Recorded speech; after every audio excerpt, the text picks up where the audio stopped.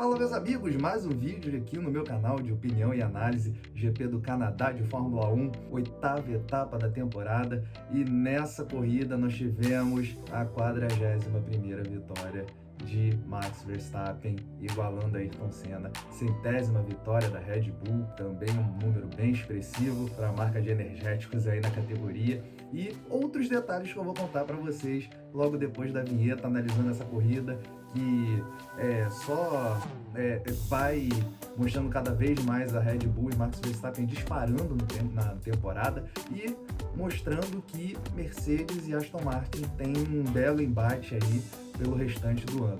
Beleza, pessoal? Então depois da vinheta eu mostro isso tudo para vocês com mais detalhes. E antes de tudo, deixa o teu like, ativa o sininho de notificações e se inscreve aqui no canal. A você inscrito novo que está chegando, muito obrigado por ter aderido aqui ao canal. E vamos em frente, que tem muito mais para fazer esse canal crescer e eu conto com a ajuda de todos vocês. Beleza? Então, bora pro vídeo.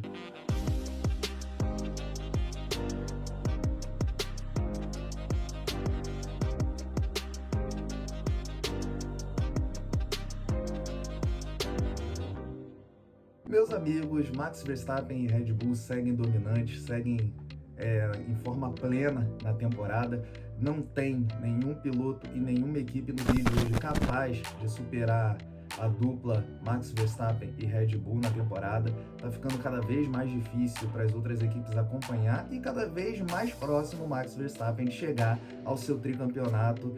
Por mais que tenha ali a Aston Martin na cola e agora com a Mercedes se aproximando, mas fica muito difícil para essas equipes tirarem a vantagem que a Red Bull e que o próprio Max Verstappen já colocaram, já impuseram no campeonato, e o GP do Canadá veio para fortalecer cada vez mais isso.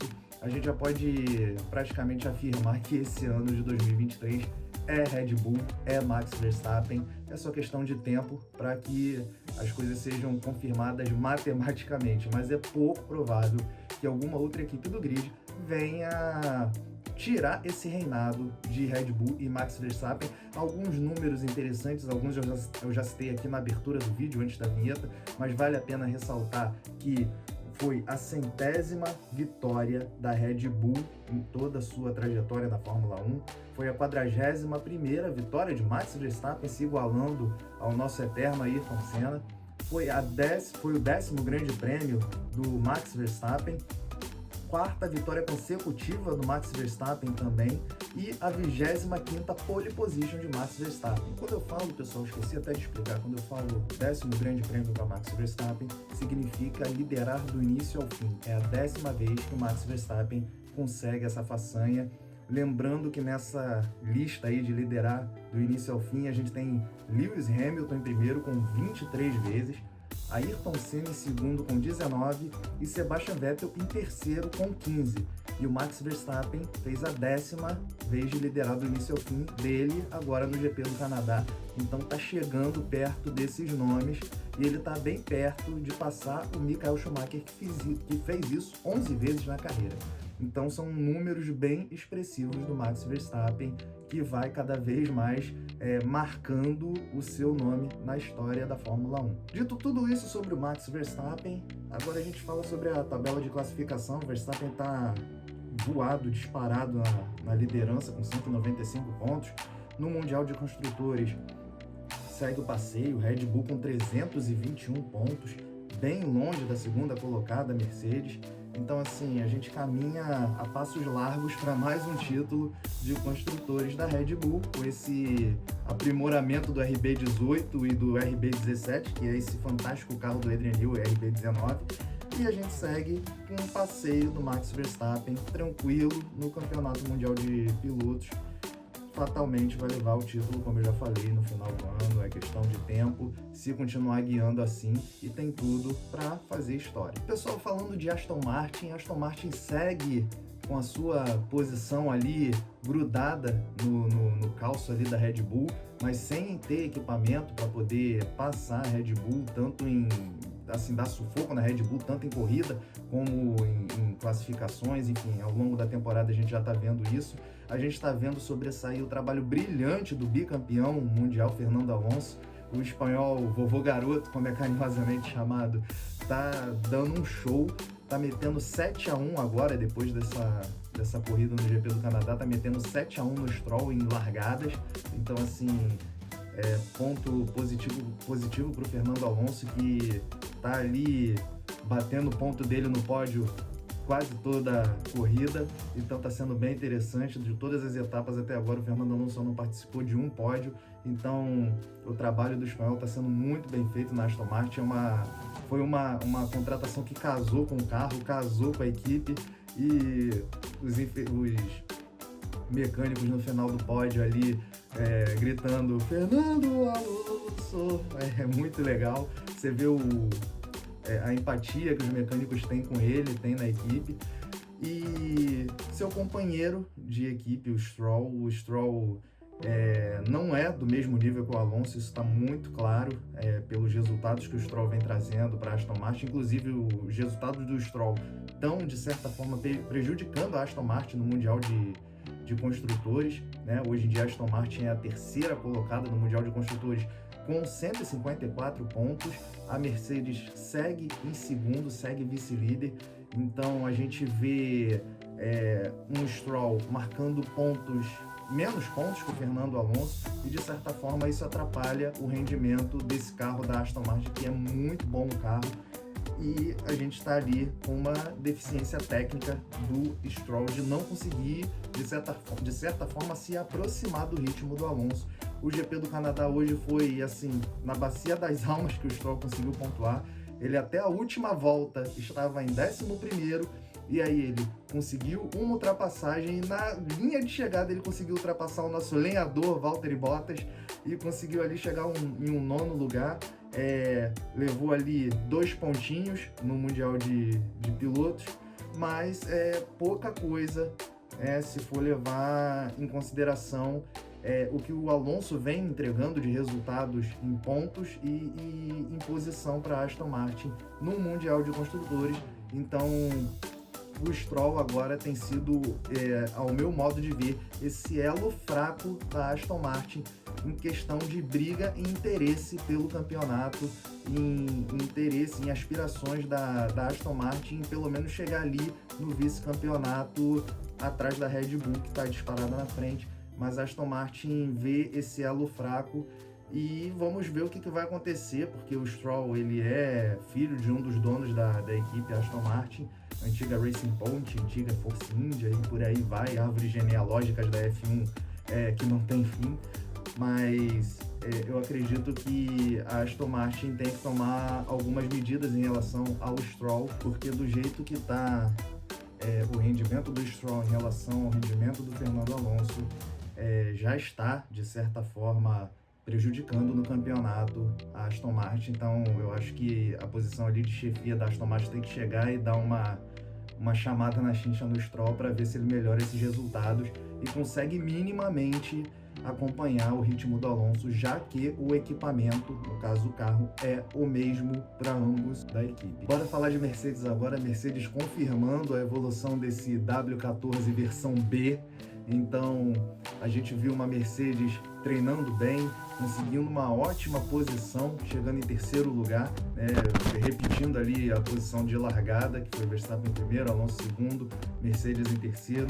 Então, assim, Mercedes provando que as mudanças radicais no projeto surtiram efeito e que o modelo tem condições. A Mercedes hoje tem equipamento para chegar e brigar de igual para igual com a Aston Martin. A Aston Martin que deu uma caída de rendimento, apesar de ter Fernando Alonso no pódio, deu uma caída de rendimento, inclusive nessa corrida, e que a Mercedes agora mostrando que tem força. Infelizmente o Russell acabou abandonando a corrida, então não somou forças com o Hamilton nesse levante, nessa evolução da Mercedes, nesse ressurgimento das cinzas da equipe alemã.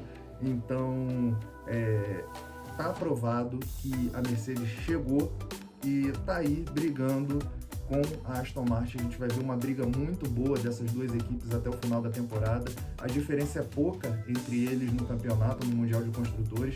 São 167 pontos da Mercedes, que é a vice, a segunda colocada, é a vice agora do Mundial de Construtores, contra 154 pontos da Aston Martin. Lembrando que a Aston Martin usa motores Mercedes, então o equipamento é semelhante. As diferenças ficam por conta de desenvolvimento aerodinâmico e técnicos, porque a unidade de potência é a mesma. Então a gente vai ter uma briga aí entre Alemanha e Inglaterra bastante interessante aí ao longo dessa temporada. A Mercedes provou que as alterações enfim surtiram efeito e essa versão B do W14 chegou para brigar, para ocupar o espaço e tentar manter essa segunda posição no Mundial de Construtores, que é relativamente estável, porém a Aston Martin ainda tem condições de chegar e ultrapassar. Então a gente vai ver uma briga muito boa dessas duas equipes e eu torço para que isso aconteça mesmo, já que a Fórmula Red Bull é outra questão. Então a gente torce para ter uma briga da Fórmula 1 normal entre Mercedes e Aston Martin, que são duas equipes que estão batalhando muito na temporada. A Aston Martin foi uma surpresa muito boa e a Mercedes está aí provando que está se recuperando, está se levantando e se não abrir os olhos, daqui a pouco já está encostando na Red Bull, mas não para essa temporada, mas eu acredito que para as próximas, para o ano que vem ou para o próximo, esteja num nível de competitividade bem elevado de novo. A Mercedes encerrou seu domínio em 2021 como campeã de construtores. Lembrando que o Max Verstappen venceu o Mundial de Pilotos em cima do Hamilton, mas a Mercedes levou o Mundial de Construtores em 2021, fechando então ali 8 anos de domínio da equipe alemã, que tem tudo para voltar, assim como a Red Bull teve ali 4 anos de domínio com o Sebastian Vettel, e voltou agora a ter domínio com o Max Verstappen, domínio da equipe que já está indo aí para o segundo ano, né, de domínio da Red Bull. Domínio do Max Verstappen está indo para o terceiro ano já de domínio do piloto holandês. Então a gente tem tudo para ver uma briga bem legal, bem saudável entre Mercedes e Aston Martin. Chegou a hora de falar dela, da mais querida, da mais tradicional, a Ferrari. Ferrari que venceu as 24 horas de Le Mans no final de semana passado. Venceu assim para lá, uma vitória para lá do que especial, porque foi as 24 horas centenárias de Le Mans, e a Ferrari, como mais tradicional equipe, venceu depois de 59 anos da última vitória, né, sem vencer e fora da categoria principal do Mundial de Endurance. A Ferrari retornando em grande estilo para vencer só simplesmente a centésima 24 horas de Le Mans. Foi a história sendo escrita diante dos nossos olhos. Foi fenomenal presenciar essas 24 horas, assistir durante vários períodos do dia, foi muito legal. Enfim, parece que o pessoal de estratégia do Mundial de Endurance da equipe da Ferrari foi lá e ensinou o conceito de estratégia, grego, estratégia, para a Ferrari. E aí a equipe de Maranello, da F1, levou a lição ao pé da letra e aprendeu direitinho como é que se faz uma estratégia, como nos áureos tempos de Jean Todt e Ross Brawn. Lembrando que a Ferrari hoje acertou a estratégia, não parou os pilotos na hora do safety car, e isso ajudou bastante depois na corrida, fazendo com que a Ferrari saísse de largada, né, P10 e P11, e chegasse em P4 e P5. São posições bastante significativas, a Ferrari ficou bem perto de beliscar o pódio, mostra certa evolução nesse GP do Canadá, mas ainda não o suficiente, por incrível que pareça, para alcançar a dupla Aston Martin-Mercedes, que segue ainda 1,5 passo ou 2, ao meu modo de ver, à frente da Ferrari. E aí a equipe italiana vai ter que ralar um pouco mais para poder equilibrar mais o carro, os pilotos também equilibrarem um pouco mais a cabeça em função da pressão, enfim, em função de ser a Ferrari. Então os pilotos Charles Leclerc e Carlos Sainz colocarem a cabeça um pouco mais no lugar e ajudar a desenvolver esse carro da Ferrari para que a equipe consiga, de certa forma, atingir os objetivos na temporada, que ficam cada vez mais distantes quando a gente vê a evolução da Mercedes, A Aston Martin com um bom equipamento esse ano, a Ferrari que agora está no 4º lugar do Mundial de Construtores com 122 pontos, próxima da Aston Martin, mas não o suficiente para ultrapassá-la de maneira tão fácil. Isso complica um pouco as ambições da Ferrari na temporada, em função do que eu já vinha comentando com vocês ao longo de outras opiniões e análises da temporada, de outros GPs. A Ferrari tem um problema no carro, problema que já vem decorrente do projeto do ano passado, de um consumo excessivo de pneus, uma falta de equilíbrio do carro, e contra isso pesa ainda o Carlos Sainz e o Charles Leclerc sob pressão, cometendo alguns erros bobos durante a temporada, e isso tudo atrapalha os planos da Ferrari de brigar por ambições maiores nessa temporada, como atrapalhou na temporada passada também. Então os problemas da Ferrari são os mesmos, só que ela não consegue resolver, mas deu uma certa ponta de alegria ver a Ferrari hoje acertando a estratégia de maneira magistral, depois de ter feito um intensivão, um cursinho intensivo de estratégia com o pessoal, com a equipe da Ferrari do Mundial de Endurance. Lembrando que a Ferrari foi sensacional na corrida centenária das 24 horas de Le Mans. Foi uma corrida espetacular. E eu vou encerrando esse vídeo por aqui, pessoal. Espero que vocês tenham gostado. Mais uma vez, deixa o seu like, ativa o sininho de notificações e se inscreve aqui no canal. Vocês, inscritos novos que chegaram aqui, o meu muito obrigado, o meu agradecimento pelo trabalho, por tudo que eu venho desenvolvendo. Vocês que são meu combustível para continuar fazendo isso aqui que eu faço. Então, muito obrigado por acreditarem nesse bobão aqui, apaixonado por automobilismo. Então, continuem curtindo, comenta aí, deixa o teu like, eu respondo a todos os comentários. Então, continua dando essa força, fazendo o canal crescer, para que eu possa cada vez mais trazer conteúdos legais como esse aqui para vocês.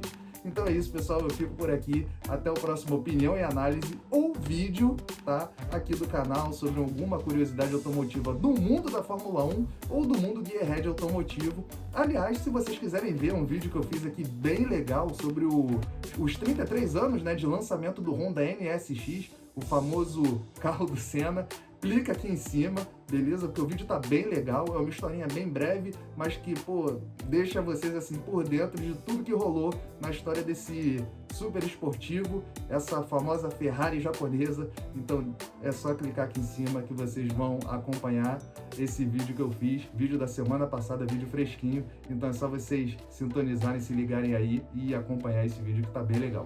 Então é isso, pessoal, vou ficando por aqui, até a próxima, fui!